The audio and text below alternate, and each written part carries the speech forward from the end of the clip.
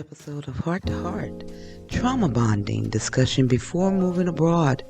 Update on Auntie Jackie's move information. I heard y'all and more. Welcome back, everybody. Welcome back. We are continuing podcast style. Since you all seem to like this, we'll just keep it going.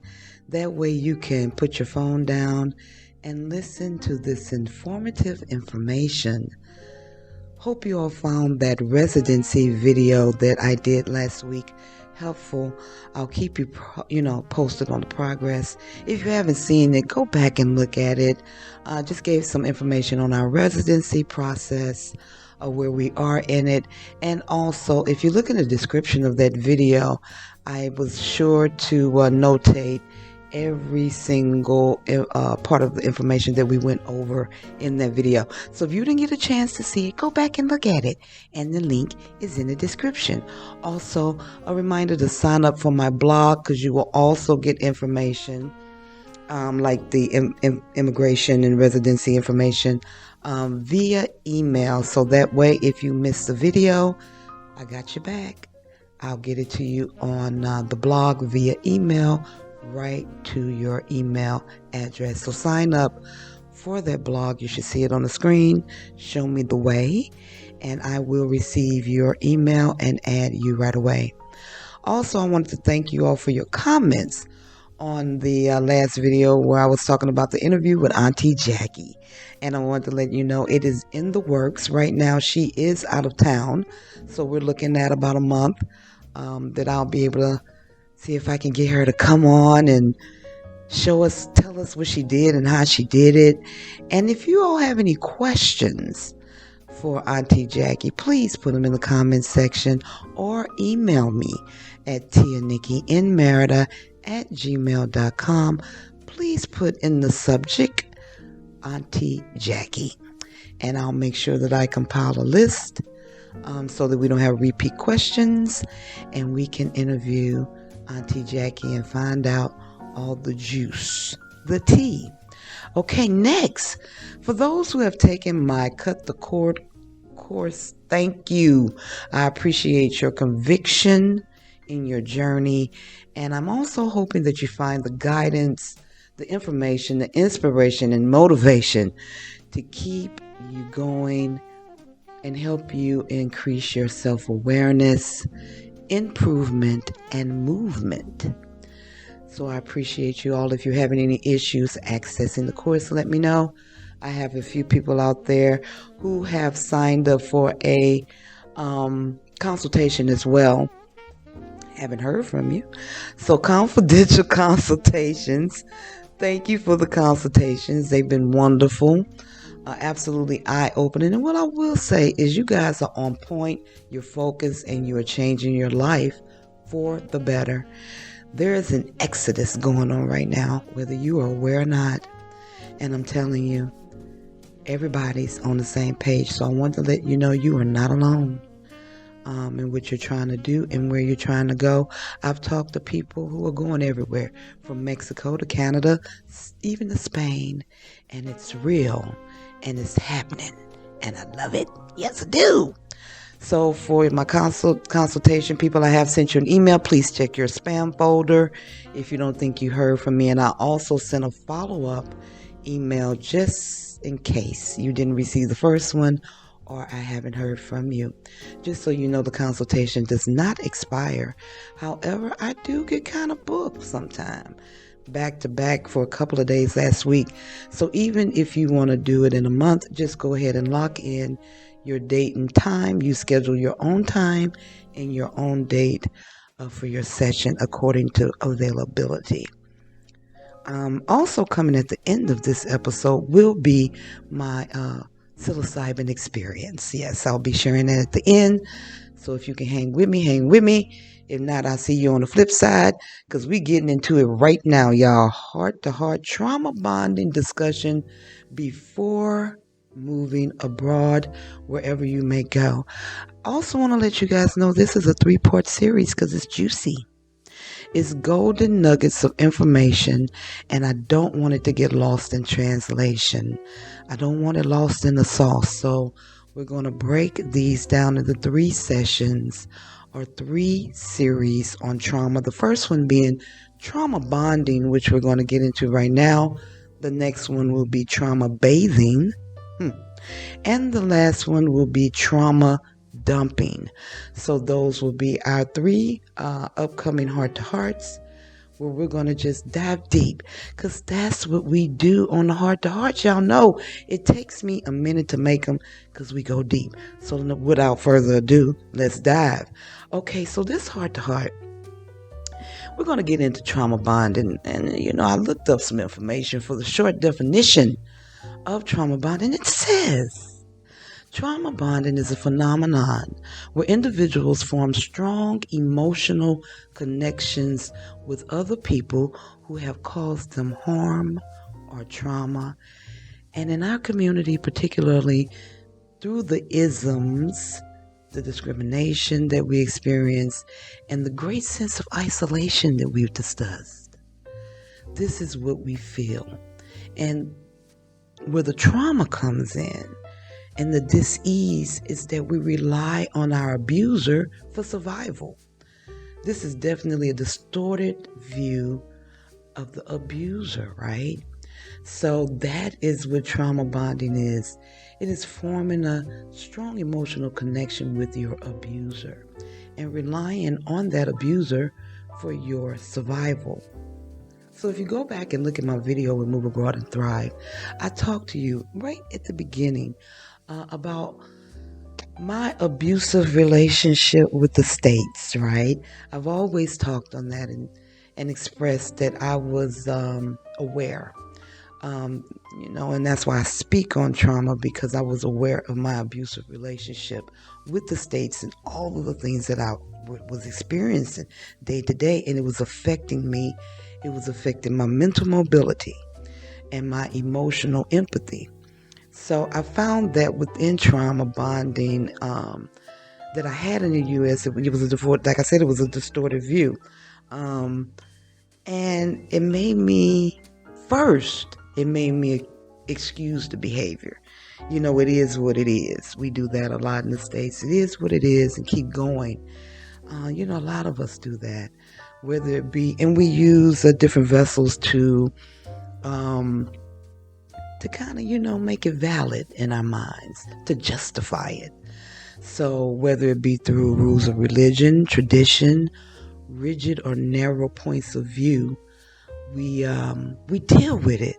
And then there's also the sense of shame when you do know better, and even self-blame that I may be part of the problem.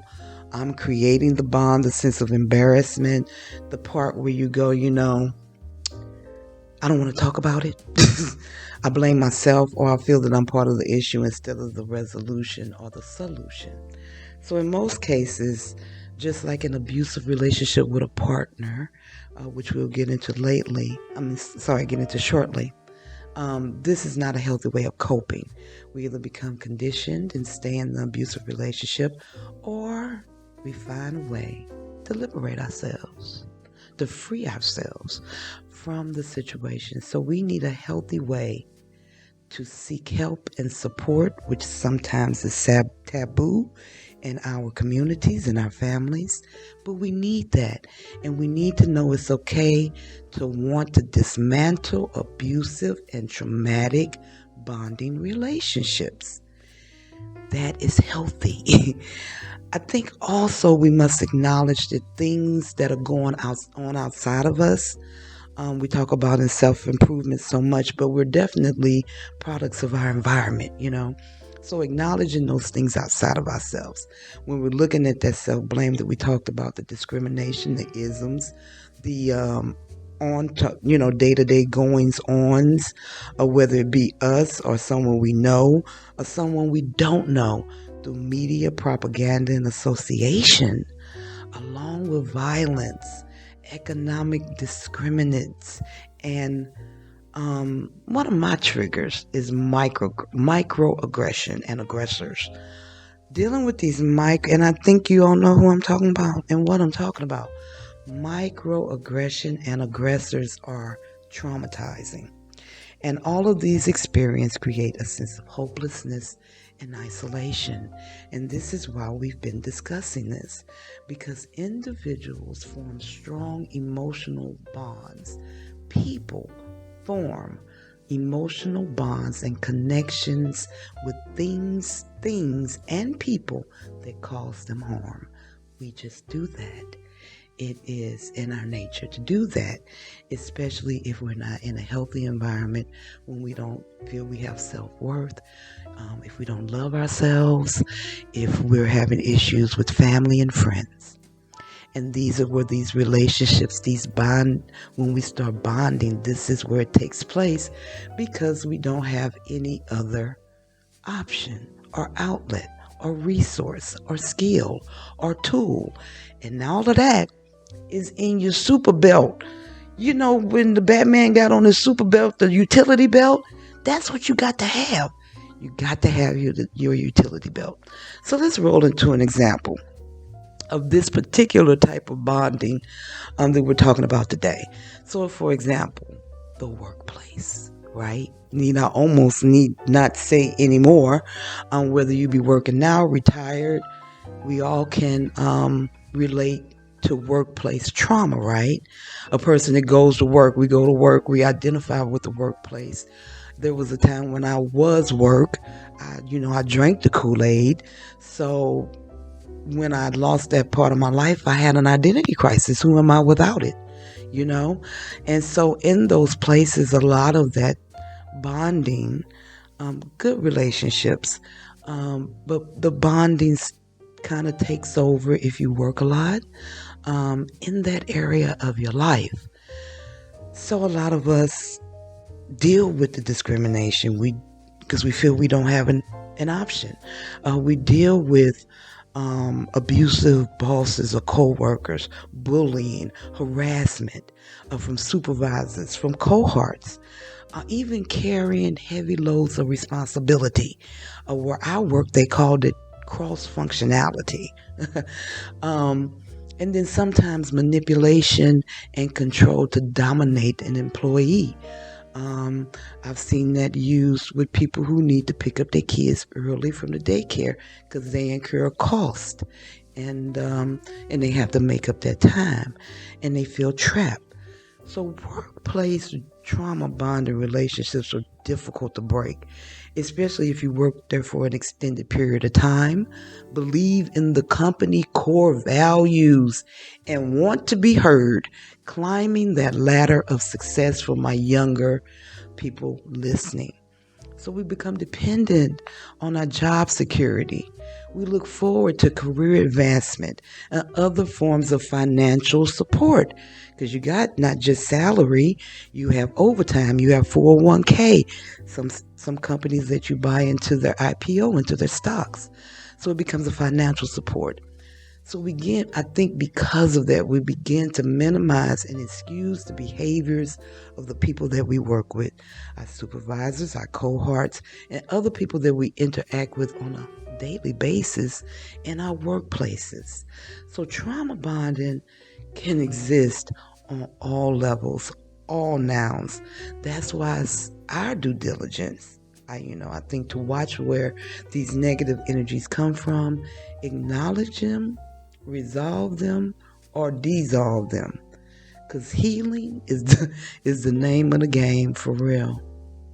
So now let's move into trauma bonding, and this is a big one with marriages and relationships and partnerships, even business partnerships, that some people may be experiencing, and it's real.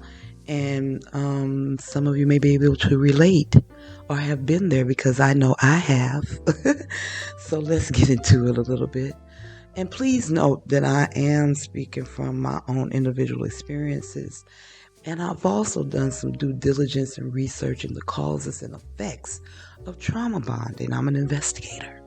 So where it comes from cyclically, individually, and in relationships, how to acknowledge it, then take the necessary measures to heal it. And I also understand that sometimes healing is hard. So while you in the hallway, you can manage it. Some traumas never go away. I did a video, a mental health check video. Go back and look at that about childhood trauma, and we're gonna get into that too in this episode of this series, because it's real and you just can't shake it off sometimes. So managing it and knowing how to manage it, and especially your triggers, right, to live a more sustainable life is the goal. So in relationships, particularly marriages and partners, there's maybe a bit of trauma bonding. And then it also comes in an emotional and physical and sexual attachment, and form that we have with spouses or partners. An abuser may use tactics like manipulation, gaslighting, that I had to learn about, right? And we know about that. And even isolation, we've talked about, to dominate and control the other person. So because of this abuse, the victim is a victim. That's what they are. And an abuser is the abuser. And they may feel that they have no other choice but to stay in the same relationship. So it's the emotional attachment that they have with the abuser that's causing them harm. This type of bonding is most difficult to break because the victim is dependent on the abuser for survival. And survival looks different for everybody. It's not always about the material things. There are people that actually don't know how to live without the other person. Especially if they've been together very young and have grown together. I mean, what other life could they possibly know? So there's a lot to be said in that sense. And then there's also the shame or guilt or the responsibility they feel towards the abuser. And because because we do that, because we've been in those situations, or they do that, or people we know that do that with no judgment and compassion, they minimize the behavior of the abuser. I've seen it. Abused wives, it's okay. You don't understand him. He's going through a life. We saw it on, what's the movie, y'all? Y'all know What's Love Got to Do with It. Yes, what? You don't understand him. See, he got a lot of pressure, and the producers, they gave him a lot of money. So that was right based on reality, which is way better than fiction. So the bond is real. You know what I mean? And she's dependent on him for her survival, monetary, emotional, mental, physical, whatever it may be. So the shame and guilt that she feels, she just excuses or minimizes the behavior of the abuser. And then, in some cases, when they defend the abuser, like she did in the movie, nobody can even do an intervention. It's hard to intervene, and most people don't even get in between spousals or partnerships because we understand. And it's hard to intervene and offer support to either party, whether it be the victim or the abuser. So it perpetuates the abuse and makes it even, I think, more difficult for relationships to have any type of resolution or dissolution. So trauma bonding is real, and also in our families, it definitely exists. In our individual and sectional communities, we experience abuse from family members and close friends, and excuse the behavior, minimize it, and continue to have relationships with them. And this is the fact. It's dangerous. It's dangerous, and it's damaging to our self-image, our self-esteem, and it leads to cycles of abuse. And we call that pathology. It becomes pathological, and it sets patterns for future relationships with other people and future generations, because the kids are watching us. I say it all the time, right? So we talk about trauma bonding, and we're talking about this in this heart to heart. We're going to get deep on the coming ones, but I did a little research, and I wanted to know, What are the long-lasting psychological effects that trauma bonding has on us? How does it take a toll on us? And I know that it disables our ability to reach our goals and maintain our sanity in some cases, especially in the States because there's so much going on, like we discussed. So I got a list. Let's go through a list that I researched on the psychological effects, long-lasting and sometimes cyclical effects of trauma bonding. First, number one, it causes low self-esteem. So trauma bonding may make you feel guilty, ashamed, or responsible for the abuse, which can lead to worthlessness, feelings of worthlessness, and low self-esteem. So I always say, whenever you're going through depression or you're ever going through feelings of worthlessness, you are not that. You are you. You're just experiencing these different feelings. And feelings are fleeting, right? They're here one minute, gone the next. So knowing how to manage it and know it's momentary and it's something outside of you, that you are a worthy person. You just may be experiencing this through that type of trauma. 2, difficulties trusting others. This is a big one. Victims of trauma bonding may have difficulty trusting others. They may associate trust with being hurt or betrayed. That's how you get isolated. You cut off people, right? Because this person did me wrong, that person, so I'm just done without giving love another try. Number 3, depression. Victims of this type of bonding may experience symptoms of anxiety and depression. Sometimes this feeling of being trapped and alone in the cycle of abuse, and it may become difficult for them to get out. Right? Number 4, the big one for me, difficulty setting boundaries. See, now life taught me. I learned over time.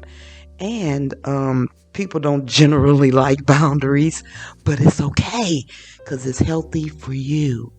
This is a place where trauma bonding makes it difficult to set and maintain healthy boundaries. You may feel you have to accept whatever treatment that the abuser is giving you in order to survive, and you do not. Number 5, big one for a lot of people. Difficulty leaving an abusive relationship. Big one. Where trauma bonding makes it very difficult to separate from the abuser and you become dependent, codependent, or people have become dependent on you and they are dependent for survival. So you feel guilty or ashamed for even wanting to leave. They've done so much for me. They were there when I came out of surgery. Well, yeah, they were supposed to be. But the trauma twisted, right? And it turns appreciation into codependency, right? Okay. And the last one, PTSD. So post-traumatic stress disorder, trauma bonding may cause this. PTSD, we've talked about this before. The conditions occur in experience. Now, see, PTSD is experiencing or witnessing a traumatizing or traumatic event. So that's where PTSD comes from. It comes from witnessing or experiencing a traumatizing or traumatic event. This does include flashbacks, nightmares, and emotional numbing. So my mama was big on that when I was coming up. She would not let me emotional numb. She would not let me suppress it. She always said, to this day, do not suppress it, because it can develop into physical illness. This is where dis-ease comes from. And it can come out negatively if you don't address it, if you try to numb it. So, what I do know, and this is lastly, what I do know, we're moving into where all this stems from, and that is childhood. Yes. So I do know many of our trauma issues stem from childhood, even bonding. So let's look at it. Childhood trauma bonding is when a child forms an emotional attachment with a caregiver or an authority figure who has caused them harm. This can happen in various forms, such as physical, emotional, and or sexual abuse. Now check this out. When a child experiences abuse from a caregiver or authority figure, they begin to feel like they have no other options for survival and may form an emotional attachment to their abuser. This can be damaging to their development, of course, and the future of the child, right? So childhood bonding is a distorted view of the abuser where the behavior is excused, minimized, and the child can even defend the abuser. Children may also feel guilty, ashamed, responsible for the abuse. It's my fault, that part, which leads to feelings of worthiness and low self-esteem. The abuse can also affect the child's ability to trust others and form healthy relationships.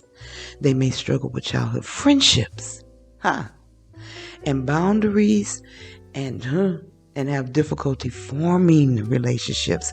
They won't come out their room. That part. I'm looking at y'all, looking at me, right? That part. Or I won't come out my room. How about that? Oh yeah, we're going deep.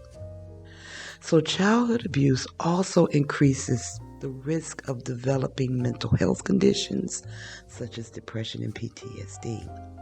Now, did you know that trauma bonding can also have an effect on the physical health of a child? I did not know that, but I found out. Yes, Stockholm Syndrome, headaches, sleeping disorders and trouble sleeping, emotional outburst, anger, aggression, withdrawing, and becoming emotionally detached. In the worst of worst cases, it can lead to unaliving oneself and the potential for addiction. Keeping it real, we have heard stories, we read stories of these young kids online bullying, and the child has suffered catastrophic outcomes, traumatic family events. Why? Because nobody want to talk about it. But we're going to talk about it on Tia and Nikki's channel. Yes, we are. This is why it's imperative that at a young age, children learn to form healthy coping skills, have trustworthy relationships, and have a form of protection from any abuser. And what I wholeheartedly believe in is total open dialogue. No fear to come and talk to you or talk to me, right? Even to the person, the abuser, and let them know. So, I guess we can surmise that these childhood and adult experiences are parallel. They on the same line with a few minor changes here and there. The difference is with children, we can start today. What Frederick Douglass say, it's easier to build a strong children than to repair broken men. So keep that at heart. Whew, yes. So that's what we're talking about today, y'all. To set the tone for the future, ours and others. Very important. Very important. Trauma bonding is not a healthy way of coping with issues. So it's important to have the tough conversations. That's what we have in the day, right? And let's go where we need to go. Let's talk about what we need to talk about. So have the tough conversations. Let go where you need to. Be self-aware and work on yourself. We need to work on ourselves consistently to improve us. You know what I'm saying? Work on it. Have the tough conversations. Be self-aware and work on yourself consistently to improve you in all matters concerning you. You hear me? Get therapy if you need it. join a support group, and seek out local communities, programs, and resources. This is what I did. Also challenge, yes, systemic issues that lead to trauma. Yes, I did that by releasing and letting go. What they call it, buffering. So I came up with a new term. It's a lot of people that's buffering. Y'all know the buffering. You see it on your screen. They buffering. This their life right now. They in buffer stages. I call it buffering. The buffering of life. And I said, you know what? I'm not going to buffer. I'm going in for real change. I need some real change. And you can too, according to what it looks like for you and to you. So remember, to bond is to bind.